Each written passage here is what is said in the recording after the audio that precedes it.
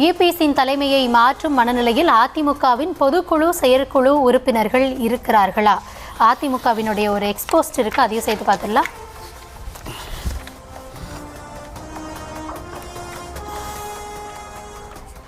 சொந்த மாவட்டத்தில் வெற்றி பெற்ற வக்கில்லாதவர்களின் சங்கமம் பொய் மூட்டைகளை அவிழ்த்துவிட்டு இருக்கிறது.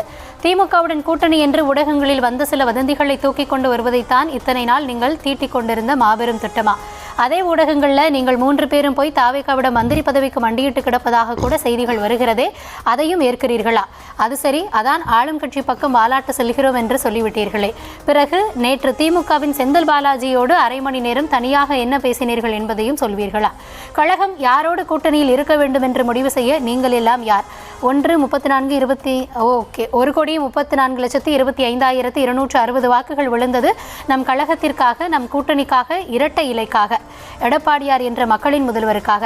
அவர் போட்ட பிச்சையில் வெற்றியை பெற்றுவிட்டு இன்று உண்ட வீட்டிற்கு இரண்டகம் செய்து நம் கட்சியை, நம் தொண்டர்களை, நம்மை நம்பி நின்ற கூட்டணி கட்சிகளான பாஜக, பாமக, அமமுக ஆகியவற்றை, அதன் தொண்டர்களை கைகழுவி விட்டு நீங்கள் மட்டும் அதிகாரத்தோடு வாழ நினைப்பது ஈனத்தனம் இல்லையா? நீங்கள் எல்லாம் அவ்வளவு பெரிய தலைவர்கள் என்றால் உங்கள் சொந்த மாவட்டத்தில் என்னை கிழித்தீர்கள். உங்களின் இந்த அதிகாரத்துமர் பண்ணையார்த்தனத்தை இன்னும் எத்தனை ஆண்டுகள் தொண்டர்கள் பொறுத்து கொள்ள வேண்டும்? மாண்புமிகு கழக பொதுச் செயலாளர் புரட்சி தமிழர் அவர்களால் தான் இந்த இயக்கத்தை கட்டிக்காத்தவர். இந்த இயக்கம் சில சட்டமன்ற உறுப்பினர்களின் இயக்கம் அல்ல, தொண்டர்களின் இயக்கம். இந்த இயக்கத்திற்கு எந்த ஒரு பிரச்சனை வந்தாலும் தொண்டர்கள் எடுக்கும் முடிவுதான் வெற்றி பெற்றுள்ளது. இப்போதும் தொண்டர்கள் ஒரு முடிவை எடுத்து விட்டார்கள்.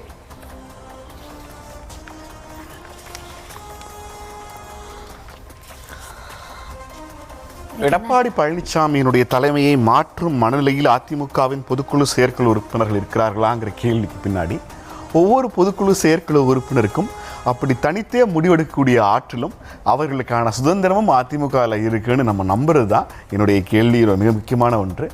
இது வெறும் தாவேகாவினுடைய அமைச்சரவையில் பங்கேற்பதற்கான முயற்சி, எடப்பாடியை மாற்றிவிட்டு இன்னொரு தலைவரை பொதுச் செயலாளராக்குற முயற்சின்னு எனக்கு தெரியல. இது முழுக்க முழுக்க மத்திய பாஜக அதிமுகவை சுக்குநூறாக ஒடுக்குகிற முயற்சி. அவங்களுடைய கழகங்கள் இல்லாத தமிழகம்ங்கிறது திமுக அதிமுகவை குறிவைத்த ஒன்று. ஆனால் இப்போ அவங்களே எதிர்பார்க்காத ஒன்றாக தாவேகா ஆட்சியில் வந்திருக்கிறது. அதிமுகவை மொத்தமாக கரைப்பதற்கு எடுத்திருக்கிற முயற்சி நான் நம்புகிறேன். ஏன்னா உங்களுக்கு ரொம்ப பெரிய பிளான் ஒன்று இருக்குது. அதிமுகவில் லால்குடி சட்டமன்ற உறுப்பினர் லீமா ரோஸ் அவர்களை அதிமுகவில் சேர்த்து விட்டது யார்? எப்படி இன்னைக்கு லீமா ரோஸ் கட்சியில் சேர்த்த எடப்பாடி பழனிசாமிக்கு எதிராக போர்க்கொடி தூக்கி இருக்கிற எஸ்பி வேலுமணி, சிவி சண்முகம் தலைமையில் இன்னைக்கு அவங்க தாவேகா முதலமைச்சர் விஜய் அவர்களை வாழ்த்து சொல்லிட்டு, நீங்க அந்த காட்சி பார்த்தீங்களான்னு தெரியல கௌதமி, வாழ்த்து சொல்லிட்டு கைகள் எடுத்து கண்ணில் எப்படி ஒத்திக்கிறாங்க. பாட்ஷா ஒரு மொமெண்ட். கிட்டத்தட்ட இது எல்லாமே தேர்தலுக்கு முன்பாகவே திட்டமிடப்பட்ட ஒன்று மாதிரி தான் தெரியுது.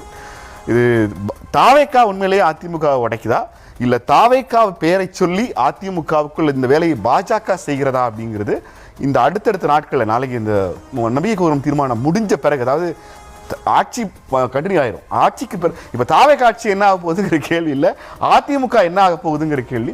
ஆனால் இதில் தேர்ட் ஃபோர்ஸ் கண்டிப்பாக இருக்குது. வெளியிலிருந்து ஒரு மூன்றாவது கை.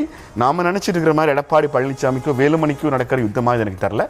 அதிமுகவின் இன்னும் சொல்ல போனால் அதிமுகவோடது ஒரு தோல்வி இல்லைங்க.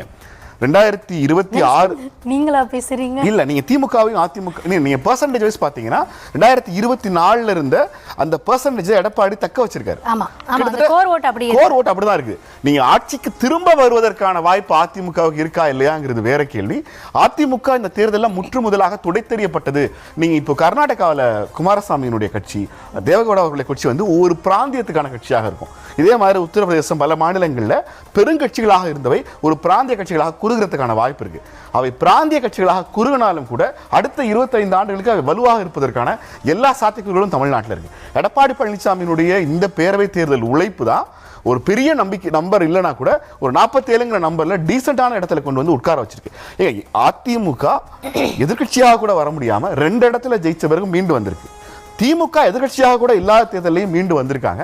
இந்த மீளுதல் அப்படிங்கிற நம்பிக்கை எடப்பாடி செய்வார்னு அவர் அதிமுக ஆட்களுக்கு கொடுத்துருக்கணும். அப்படி கொடுத்திருந்தால் கூட இந்த பிளவு நடந்திருக்குங்கிறதா நமக்கு இருக்கிற அரசியல் புரிதல் நம்ம எக்ஸ்பிரஸ் இல்ல எனக்கு என்னன்னா இதுல பாஜக இந்த பக்கம் வருதா அந்த பக்கம் வருதா எந்த பக்கம் இருக்குன்னு சொல்லுங்க. இல்ல பாஜக ஒரு பக்கம் நின்று இதை பிரிக்கவும் பிளக்கும்ங்கிறது அர்த்தம் கிடையாது.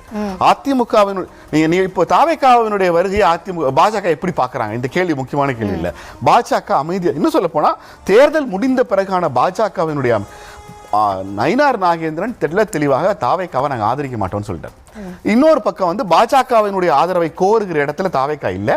தாவேகா அந்த ஆன்டி பிஜேபி மைண்ட் செட்டை இன்னும் வச்சிருக்காங்கன்னு நான் நினைக்கிறேன்.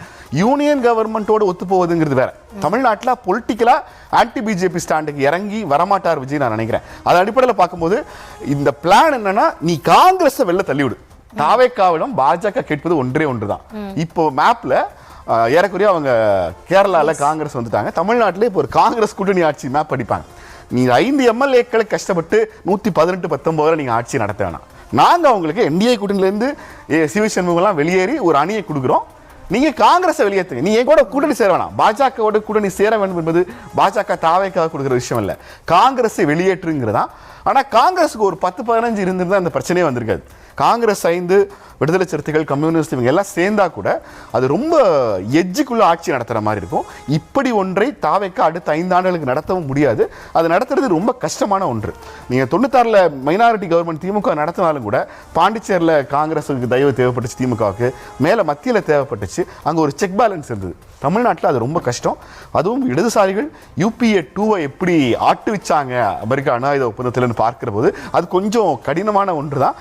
பாஜக அதிமுக கொடுத்துருக்கிற தாவேக்காக கொடுத்துருக்கிற ஃப்ரீ ஹிட் தான். ஆனால் அது யார் கோல் அப்படிங்கிறத மட்டும் நம்ம பொறுத்திருந்து பார்ப்போம். இல்லை என்னன்னா நம்ம முன்னாடி இருந்தே பேசுகிற மாதிரி எஸ் நான் கேட்டது அதான் பதில் வந்துருச்சு. சிவி சண்முகம் இதெல்லாம் வருது. என்னன்னா இன்னைக்கு வந்து ஓகே நடக்கிறது என்ன அப்படின்னா ஒரு தரப்பு தாவேகாவுக்கு ஆதரவு தர போகிறாங்க, அந்த தரப்பு பாஜக அப்படின்றது என்னன்னா இதுக்கு முன்னாடி திமுக அதிமுகலாம் பேசப்பட்டது. அவங்க வரப்போ மட்டும் அது பாஜகவா இருக்காதா அப்படின்ற கேள்வி.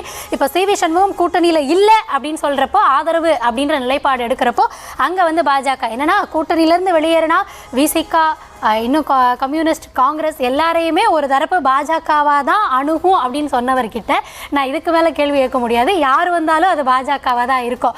இப்படியே சொல்லி தான் ஒரு உறுப்பினருக்கு கொண்டு வந்து நிப்பாட்டியிருக்கீங்க. இன்னும் பேசுங்க. அடுத்த முறை தாவேக்கா இன்னும் தீவிரமாக களம் கண்டு அந்த ஒரு உறுப்பினருக்கும் என்னன்றதை சொல்லிடுவாங்க அப்படின்றதான். ஒட்டுமொத்தமாக இங்கே யாருக்கு ஆதரவாக வந்தாலும் இப்போ அமைஞ்சிருக்கிற தாவேக்காவினுடைய அரசு மேலே தொடர்ந்து சொல்லப்பட்டது எங்கள் தோழமை கட்சிகளுடைய ஆதரவோடு இந்த கூட்டணி இந்த அரசு அப்படின்றது. இப்போ அந்த பக்கம் இருந்து ஆதரவு வந்துருச்சு அப்படின்னா என்னன்னா அது அவங்க சொல்லவும் முடியாது, கிளைம் பண்ணவும் முடியாது. நாங்கள் இல்லாமல் நடக்கக்கூடிய எங்கள் ஆட்சி அப்படின்லாம் சொல்லிக்க முடியாது அப்படின்றதுல இருந்து நகர்ந்து அதாவது அவங்க நிலையான ஆட்சியும் கொடுத்துடக்கூடாது. இந்த தயவுலையே எப்போ விழுகும்னே ஆண்டுகிட்டு இருக்கணும். இதில் நாமளும் குத்தம் சொல்லிக்கிட்டே இருக்கணும். இந்த குத்தம் சொல்கிறதையும் உத்து பார்க்குறதையும் கடந்த 5 வருஷத்தில் பண்ணியிருந்தாலே அந்த தரப்பு எதிர்கட்சியாக இன்றைக்கி வந்து உட்கார வேண்டிய நிலைமையே வந்திருக்காது. ஆனால் இங்கே எல்லாத்தையும் சொல்ல வேண்டியது, குற்றம் சாட்ட வேண்டியது, ஒன்னொன்றுக்கும் குற்றம் சாட்ட வேண்டியது. இன்னொன்று சிவி சண்முகம் தரப்பு ஆதரவு எடுக்கிறாங்க, அந்த நிலைப்பாடு எடுக்கிறாங்க அப்படின்ற பட்சத்தில் அவங்க மேலே இப்போ இருந்தே பாஜக சாயும். நாளைக்கு நிலைப்பாடு தெரிவிக்கப்பட்டால் கண்டிப்பாக அது பாஜகவினுடைய வேலை அப்படின்னு சொல்வதற்கு எல்லா இதுவும் இருக்குது. ஏன் இங்கே யாருமே சுய புத்தியோடு செயல்பட மாட்டாங்களா? யாருக்குமே ஒரு நிலைப்பாடு தெரிவிக்கிறதுக்கான உரிமை இல்லையா அப்படின்ற கேள்வி. இன்னொன்று ஏதோ சொன்னீங்களே, சாரி நான் மறந்துட்டேன். இல்லை ரொம்ப முக்கியமான ஒன்று, ஒரு தனி மனிதனுடைய உறவுகளில் இல்லை உரையாடல்களில் குற்றம் சொல்றது குறை சொல்றதுங்கிறது புரிதலும் ஆட்சி மீதான விமர்சனங்களை குறை சொல்றது, இது பேர் குறை சொல்றது. அந்த விமர்சனங்களை நீங்க இப்போ சென்ற முறை வைக்கலையே, பண்ணலையே. எல்லாத்துக்குள்ள வந்து நின்று எல்லாத்துக்கும் நீங்களா பதில் சொல்றீங்க. அந்த மாதிரி பண்ணாதீங்க. அங்க என்னன்னா அங்கொன்றும் இங்கொன்றுமாக நடந்ததுன்னு அங்க சொல்லி இங்கிட்டு வந்தோம்ல. ஆனா இங்க வரப்போ மட்டும் அதை வந்து உடனே பூதாகரமாக்கணும். அதாவது இது நடக்காமையே போயிருமா, இதெல்லாம் நின்றுமா அப்படின்றப்ப அதுல ஒரு வன்மம் வெளிப்படுதுல, அதையும் பண்றீங்க. அதை அங்க பண்ணியிருந்தாலே அதுவும் குற்றம் இல்லாத மக்களுடைய கிரவுண்ட்ல என்ன ரியாலிட்டி அப்படின்றது தலைமை காதுக்கு போயிருக்குமே. அங்க அந்த அப்படியான ஒரு சருக்களையும் ஒரு சரிவையும் அங்க சந்திச்சிருக்க வேண்டாமே. களத்துல என்னவோ அதை பேசலாம், அதை எல்லாரும் பேசலாம் அப்படின்றதுதான். இப்போ நான் இந்த தரப்புல முன்வைக்கிறனாலேயே குற்றம் குறை இருந்தா நான் பேசாம நிக்க போறேன்றது கிடையாது. அதை நீங்களும் பண்ணிருக்கணும், பண்ணுங்க அப்படின்னு நான் சொல்றேன். நாளை இன்னொரு தலைப்பில் அதிமுக எதிர்காலம் எப்படி இருக்கு அப்படிங்கிறத பார்க்கலாம். நாளை